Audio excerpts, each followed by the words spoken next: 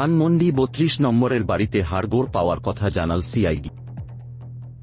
ধানমন্ডির ৩২ নম্বরে শেখ মুজিবুর রহমানের বাড়ি থেকে কিছু হাড়গোড় পাওয়ার কথা জানিয়েছে পুলিশের অপরাধ তদন্ত বিভাগ সিআইডি। ১০ ফেব্রুয়ারি সকালে সিআইডির ক্রাইম সিন ইউনিট গিয়ে আলামত সংগ্রহ করার কাজ শুরুর পর একথা জানান ধানমন্ডি থানার ওসি আলী আহমেদ মাসুদ। তিনি জানান, ৩২ নম্বরে কিছু হাড়গোড় পাওয়া গেছে। এখন সেগুলো মানুষের নাকি অন্য কোন প্রাণীর, সেটি নিশ্চিত হতে সিআইডির ক্রাইম সিন ইউনিট এসে আলামত সংগ্রহ করেছে। আলামত সংগ্রহ শেষে সোয়া ১০টার দিকে সিআইডির টিম চলে গেছে জানান ওসি মাসুদ।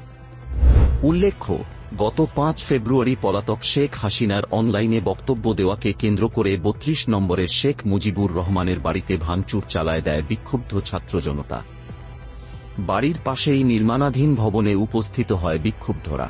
সেই ভবনের কয়েকতলা বেজমেন্ট দেখতে পায় তারা।